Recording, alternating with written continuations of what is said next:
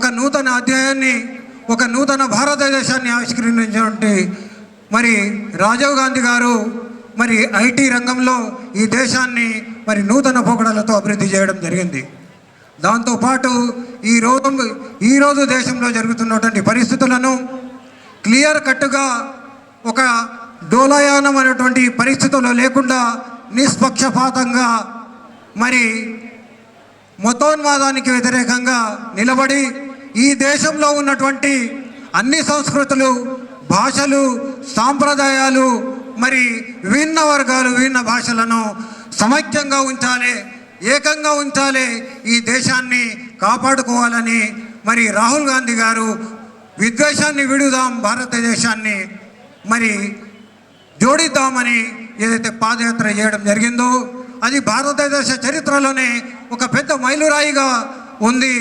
అది భారతదేశ చరిత్రలోనే కాకుండా ప్రపంచం కూడా మరి రాహుల్ గాంధీ గారి ఆ భారత్ జోడో యాత్రను గుర్తించడం జరిగింది. అలాంటి మరి చరిత్ర కలిగినటువంటి కాంగ్రెస్ పార్టీ ఈరోజు గత 10 సంవత్సరాలకెళ్ళి మనం చూస్తున్నాం, బీజేపీ మన రాష్ట్రంలో బీఆర్ఎస్ పాలనను కూడా చూస్తున్నాం.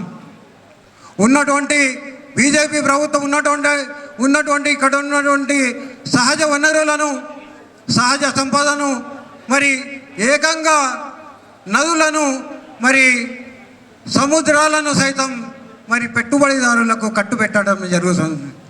ఎల్ఐసి అయితేనేమి, బిఎస్ఎన్ఎల్ అయితేనేమి, ఇక్కడ ఉన్నటువంటి మొత్తం ప్రభుత్వ రంగ సంస్థలను నాశనం చేయడం జరిగింది.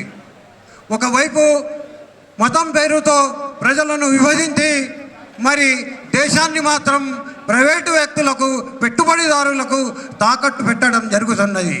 మన